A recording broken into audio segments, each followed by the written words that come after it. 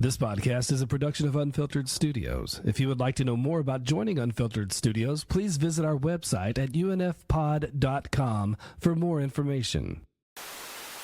Well, first off, thank you all for joining us tonight. Yeah, so I decided to take a re-edit of basically both alternate cuts of two different Nightmare on Elm Street sequels. While we were doing our ranking, I had been on the docket for a while because we like to chronicle special editions and director's cuts, and I figured, hey, how about it for spooky season we use these two?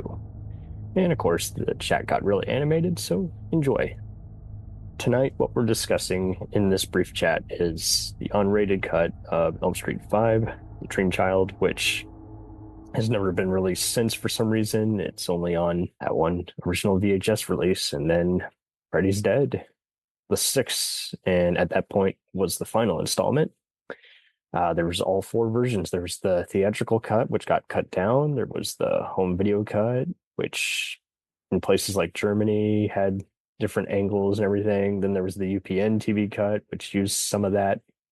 And then there was some of the workprint, which again, is just cut down death scenes. It's not that they're necessarily graphic, but it's just going on and on and on. And it's a shame because you lose some exposition, and I don't know, it's like cutting a joke short. If you mess with it in the editing room too much, you really are muddying the waters. You're not making a better product per se. You're not tightening it up. You're just killing it before it really ignites. So enjoy this brief chat where we get into it and discuss other aspects of what makes both these sequels stand out and what works against them. Enjoy. This one will shock your socks off. Who will survive? Number 5, A Nightmare on Elm Street 5, The Dream Child. Rated R. Starts Friday, August 11th. Welcome to a brand new nightmare. Time to start over again. A psychedelic nightmare. Let's trip out. A 3D nightmare. I'm not fooled by this thing you saw. The final nightmare. Freddy's Dead. The final nightmare. They saved the best for last. Rated R. Starts Friday, September 13th at a theater near you.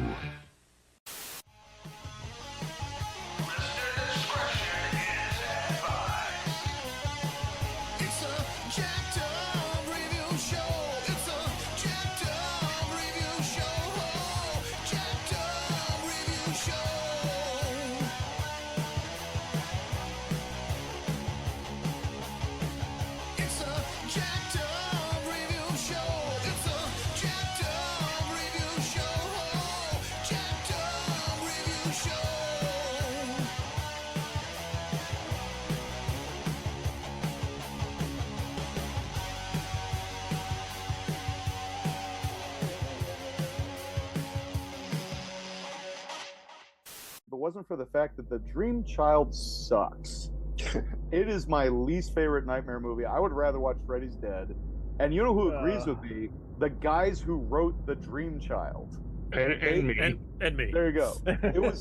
It was a rushed script that they never. And one of the writers is John Skipp, who's like one of the fathers of splatter. The other gal who pitched it, she was supposed to work on part 2, and she wrote this instead. And she's gone on to have a lengthy movie and TV career too, on sci-fi and mystery. Skip told me that they banged out a draft really fast in like 2 weeks, thinking they were going to get a second draft. So they turned in saying like, okay, we'll get to revise it. Nope. That's it. They shot their first draft. Yeah, no, it's such a missed opportunity. Also, it's the unkindest cuts in the series because that's all true. the stuff, there was a unrated VHS that had more taunts from Freddy that were actually pretty clever. But even beyond that, like I remember a movie tie-in book that I saw when I was a kid that had like big full-page spreads. Yeah, photos of deleted the scenes. Kill scenes of the kill scenes. And they looked so gnarly and amazing, and then you watch the movie and they're not in them.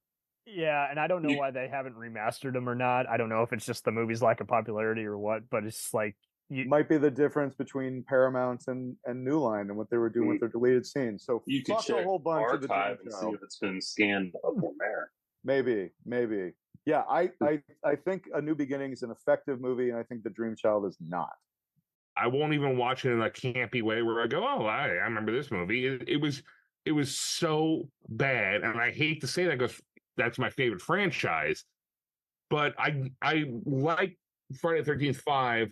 I used to see the Nightmare on 5 actually trailers on TV when I was a kid, and I'm going, "Oh, I can't watch it, it's Freddy." And then I'm like, why was I scared of that? It's stupid. But Friday the 13th 5, man. And don't get me wrong, you're right. The ending is hackneyed, either due to studio interference or could have needed another rewrite.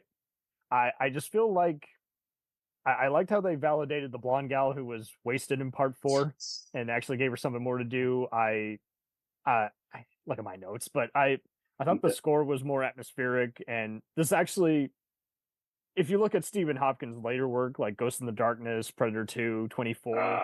Predator 2, you're going to throw that one in there? Yes. Yeah, it's the best Predator movie. Awesome. That's why. Well, yes. But the gritty tone, creepy music score, the cops, foul-mouthed gal, and Mayor, they're all oh, wait, shit. What about trying to find Amanda in the tower, and then the whole scene where she's ripping out of his chest and the doors are like because don't get me wrong, the Residents in part 5 way better, but with Elm Street 5 I do feel like there's some great camera tracking. The atmospheric music score really is that powerful. The boyfriend is badass. There's better taunts from Freddy this go around instead of the other cringy ones.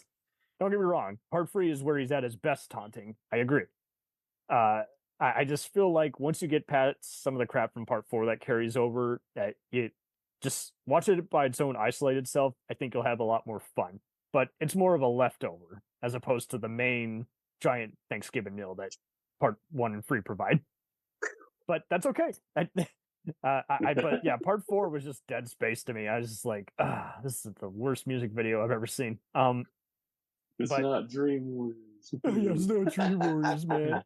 I'll give you Super Freddy for part 5. I'll give you that. Okay, no, but I would like to see another cut of it. Like, so release the unrated cut. I'm just gonna put that out now. Now, in Ryan's defense, I'm gonna say I saw Freddy's Dead in the theater. I did too. And I've seen it in the theater now twice because a few years ago I went to a revival of it where we all had the 3D glasses. Oh wow! Yeah. Nice. I've never understood the hate that movie gets. I know that it's not anywhere near the best of the series, but that's a fun movie to watch. Rachel Talalay, I think her name is, who produced the first one, directed this one. She's a production designer. No, you're right. She was a producer. She was a producer. She directed Hannibal Tank Girl. And I saw it in the theater, and the scariest part was when the girl behind me screamed when the face came out. But that to me is a fun movie, except for when he goes, this could be anything from Kevin to Kyle, but Keith is before Kevin, so I don't know why he said Kevin. I think that's a fun Nightmare on Elm Street to me. No, see, I was surprised. I thought 2 or 4 was going to get some flack. 6 and get some flack too, but yeah. It's a fun movie. I'll watch Freddy's Dead all day. I think it's a fun movie. I do think the director was treated unfairly since they just kept stripping the budget away from her. I think there was some sexism behind the scenes. It's like, hurry up, shoot. It's like, well, come on. Well, yeah, that's been going on for a while. It's never going to fucking end. She's had a big career since, because like I say, Tank Girl's a fun cult movie. Yeah. She's done many episodes of Doctor Who. I watched the workprint for this, and I wish they would remaster a lot of those scenes. And I will admit the TV cartoon form attack, it's creative. It's not well animated, but I saw the workprint for this, and some of the video game one. Yeah. Oh, it's because it looks like a video game from that time, so of course it doesn't look that good. But Power Glove. Come on, the kill with the where he's scratching the chalkboard, like nice hearing from you, Carlos. Carlos, yeah. And then isn't that Breckin Meyer? Breckin Meyer, yeah. Yeah, Breckin Meyer. He's in both that. Freddy's Dead is a fun movie. That's the thing. Yeah, no, don't get me wrong. And I'm surprised a lot of you guys liked it because a lot of people give it hate. So I'm glad you brought that up. I would put Freddy's Dead ahead of 4 and 5. Absolutely. 100%. 100%. There you go. Wow. I'm right there with you. Cool. But God, I love that there's Freddy's Dead fans here. I'm glad. I had no idea. I didn't expect to enjoy it. I recall it being average. This was way more above average when It's fun. It's just a fun movie. Shots, there's iconic lines, there's iconic scenes. Like I said, please, everybody, check check out the work print. There's so many scenes that just work way better, even though they're not remastered. Just prior to that, they were just deleted scenes, or you could only find them on. Find that, UPN. Cam? Where is the work print? I will share it with you, but it's on something called the Archive Project, and it just, even though the scenes aren't remastered, like, just there's some other exposition. Just again, the MPAA freaked out, and the studios were being mean to the director and just kept cutting out scenes. I'm like, there's exposition in these death scenes. Stop cutting them. You know. Yeah, that's what happens with a lot of films. Always. We'll return after these messages. If you like small town mystery, crazy news, and wild history, then the Florida Men on Florida Man podcast is for you. Each week, Josh Mills and Wayne McCarty bring you the absolute best Florida has to offer. So if you're looking for a show that's safe for the family, but funny enough to help you escape everyday life, then listen to the Florida Men on Florida Man podcast. That's Florida Men, plural, on Florida Man podcast. Hey, it's Brent Pope, the host of Breakfast with Brent Pope. You've seen me on some of your favorite TV shows saying things like, "Give it up, Jimmy. You got to sink this putt to win." On Breakfast with Brent Pope, I sit down with guests from the entertainment world, and we do it all over breakfast. Or should I say Brentfast? Every week on Brentfast, you get inside Hollywood info and tips, great breakfast recs and booty debates. Most of all, you get the most delightful 30 minutes of your week. So dig in. It's Brentfast time. Listen at Brentfast.com, Apple Podcasts, or wherever fine podcasts are found.